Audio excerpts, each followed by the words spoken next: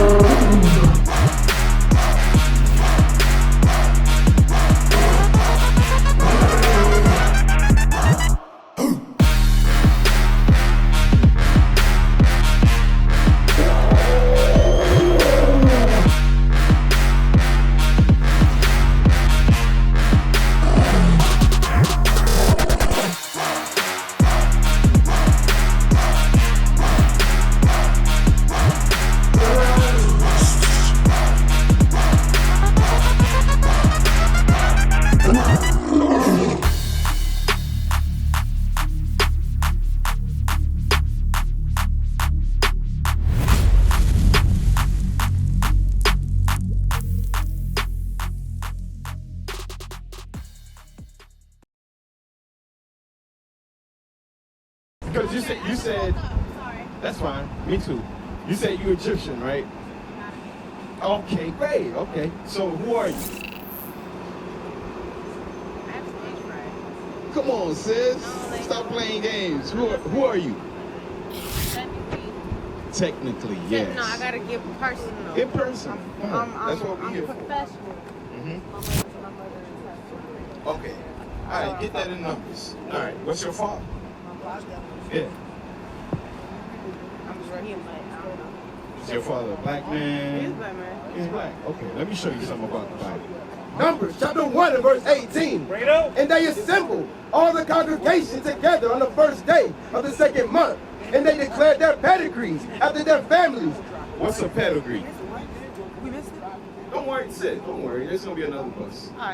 What's a pedigree? What is a pedigree? Yeah. A pedigree is like a class or y'all messing with a smart one. Yeah, y'all messing with a smart. All right. So a class or a category of. If I say what's your pedigree, I'm asking what's your class or category of people you come from, right? All right. So let's read the scripture. And declared their pedigrees after their families by the house of their fathers. So how do we declare our pedigree? That mother and that father. What did the Bible say? Oh wait, read again. And they declared their pedigrees after their families by the house of their fathers. So how do we declare our pedigree? By the fathers. By the fathers. Just think about it. Yeah. The man has what? The sperm, the seed. So whatever your father is, that's what you are, since you're smart. So if your father is a so-called African American or a black man, what we've been labeled, you be from the tribe of Judah. Now that you understand you're not Egyptian, your true identity is the Israelites of the Bible. And guess what? Yeah. All the Israelites, all of us are beautiful people. God said He created us to be better, special, above the other nations. So the things that we do, the way we look, the way we dress, the other nations, they can't mimic that, right? Because God didn't put that spirit in them, right? So now what you got to understand is the Israelites, we're a class of people. We're a nation of people. We have ways that we dress, how we talk, how we deal with one another, what we eat, what we celebrate. All these things are found in the Bible. What we're teaching is for our people to come back and read this Bible outside the lens of Christianity. Right. Forget everything that Christianity taught us, which are lies, right? They said Christ looked like this. You know what Christ looked like? What Christ looked like then? Technically we don't know, but in the Bible. No, I'm about to school you. I'm about to school you. Okay. No, hear me out. I'll be. Go ahead. I read, this was back when I was like 13, so I could be wrong. But I did read. He had bronze skin. Okay. He had hair like sheep wool. Uh-huh. Think about it. Yeah, I'm Think about it. I'm about to open your eyes a little bit. Just you probably already know. Uh-huh. You all know Jesus. He wasn't like, he didn't really, he's not dark skinned. And he's no, listen, hear me out. He's not dark skinned. No. Get off the complexion. Get off the complexion. It's not about a complexion. Okay. It's not about a complexion. Let's see. After that, I want you to go to Daniels. Go ahead, let's read. Yeah, we're going to teach each other. Revelation chapter 1, verse 14. His head and his hair were white like wool. Verse 1, let's see who he's talking about. Revelation chapter 1, verse 1. The revelation of Jesus Christ. So we're talking about the revelation of Jesus Christ. What Jesus Christ looked like, right? Go ahead. Which God gave unto him to show unto his servants things which must Verse 14. Verse 14. His head and his hairs were white like wool. So it says his head and his hair were white like wool. What does that mean? White like Yeah, it was white and it was light wool. Well, let's break it down on a serious Let's level. break it down. That's a simile. That's a simile. It's white like wool. It's white. What is white. wool? Wool is coarse and dense. If you know what wool Wool feels is like. not always white though. It's not. It comes in different colors. You got black wool. So what you is got wool? brown wool. What is wool? What is wool? It's a hair follicle. It's a texture. Yeah. Oh, my bad. Dang, sis, you smart. I You know, smart. I'm Hair just follicle tired, that's texture. all. So look, it was white and it was woolly. The hairs on his head and the hairs on his face. Look right there. What's the color of the hairs on his face? It'll be white, right? So the same thing, but Christ's hairs on his head were woolly. I'm looking through your hoodie right now. You have that woolly hair. So we have an understanding already who this is talking about. What type of people Christ could be from, right? Listen. Go ahead. I know. Yeah, listen. His head and his hairs were white like wool, as white as snow. And his eyes were as a flame of fire. And his feet like unto fine brass, as if they burned in a furnace. As if they burned in a furnace. Christ was a very dark, black-skinned man. That's right. He was darker than you. He'll make you look light-skinned. Read it from the top. You ever heard this before? You heard this before? Yeah, I watched y'all videos. Okay, you watched the video, so you're familiar, right? I just need to get back to him, man. I need to put on one of them shirts, man. Okay, what you waiting for then? It's time. I think it's time. Huh? It's time. Time? Give me that in Ecclesiastes. Time and chance. He said he think it's time. It's time. Oh, you think it's time? Okay, all right. Let me show you something. Shalom, Israel. This is Bishop Nathaniel. I want you to know that you can view all our Sabbath classes live on IUIC TV. That's right, I said on IUIC TV. Download the app today. Shalom.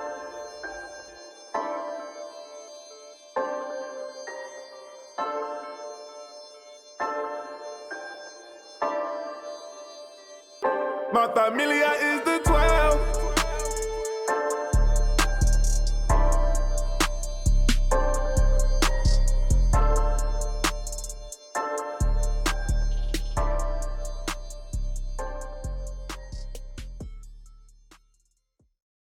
Get 8:11 while you at it. Sure, let's just read that while they looking. Go ahead. Ecclesiastes chapter 8 and verse 11. Because sentence against evil work is not executed speedily. Therefore, the heart of the Son of Man is fully set in them to do evil. Now that may not be your mindset to do evil, but guess what? The more you stay in the condition you're in, you're gonna get comfortable. One day you're gonna be like, you know what? I don't need fringes. I don't need that purple shirt. I'm comfortable where I'm at. But guess what you're doing? You're remaining in sin. Go ahead. Finish that. Though a sinner do evil 100 times, and his days be prolonged. Don't think because nothing happened to you yet, right? I know who I am. I haven't taken action. Don't think you're okay, all right? God is watching. God has angels documenting. Every video you watch and you don't apply, there's an angel documenting that. Go ahead. Yet surely I know that it shall be well with them that fear God, which fear before him. Read that again. It shall be what? That it shall be well with them that fear God, which fear before him. You see that? It's going to be well with the ones that fear God. You getting that? The ones that fear God, guess what they understand? They gotta keep the commandments. That's where the fear of God comes from. Because we know, shoot, bro, if I slip up and I go sleep with this sister, I'm liable to get a heart attack as soon as I put my pants down. Just Now, who's gonna have to explain why I'm in a cheap hotel with a heart on, with my pants midway down? How do you explain that? Right? Go ahead. But it shall not be well with the wicked. You see that? It's not gonna be well with the wicked. The longer you don't apply God's commandments, the longer you remain in that category of the wicked. Go ahead. Neither shall he prolong his days, which are as a shadow, because he feareth not before God. See that? You gotta start getting that fear. There's a time. You got it? There's a time that we all have, and the opportunity to understand what the Bible's really saying. That's a great chance that a lot of our people don't get. A lot of our people, we speak in here, this is like a foreign language. This is like something they can't get. God has blocked their ears.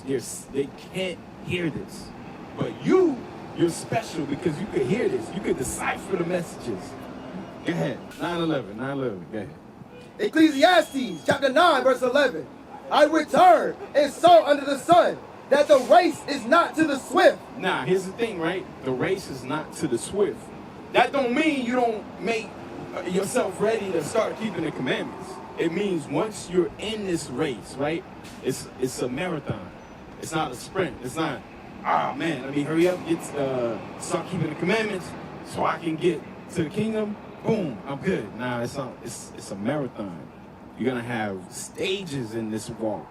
You know what I'm saying? Nor the battle to the strong. The battle's not to the strong. It's to the one that can have stamina. It's not to the one that's the strongest. It's to the one that has the most stamina to last. Go ahead.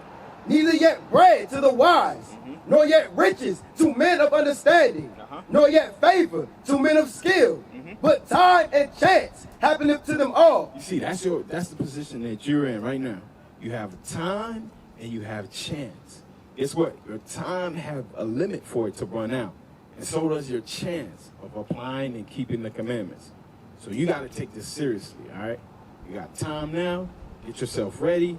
Start keeping the commandments. Reach out to brothers. You need help with fringes. Let brothers know, hey, there you go, bro. The school is literally like a 5-minute walk from here, right? It's a 5-minute walk. Straight right there. It's readily accessible to you. So you can go there today. That's the thing. You can go there today. What you doing today? There you go. That's it right there. Come on. Come learn how to keep the Sabbath day holy with like-minded people. Right. People that understand what this day is about. People that's not going to be like, what? You doing what? What the hell is Sabbath? I told one of my cousins that in a group chat. He was like, it's a Sabbath? What? You can't tell me about business because it's a Sabbath? No, I can't. And I just left the group. Like, there's no point of going back and forth. We used to scream black power while heroin was pushed. But at the end of the day, nothing's in vain. IUIC has been given a vision. The tents of Judah has risen. Many has attempted the mission. Minor murmuring, omitting, and missing the mark. Just reading that he had the flame of fire in his eyes gave us the spark. We on Paul's mission. We out on the road, purple and gold. From Mexico, Cuba, Haiti, Ghana, Sierra Leone. 144,000 boots banging, concrete crackling. These are our men repented at heart. The scriptures is proof. IUIC, we deliver the truth.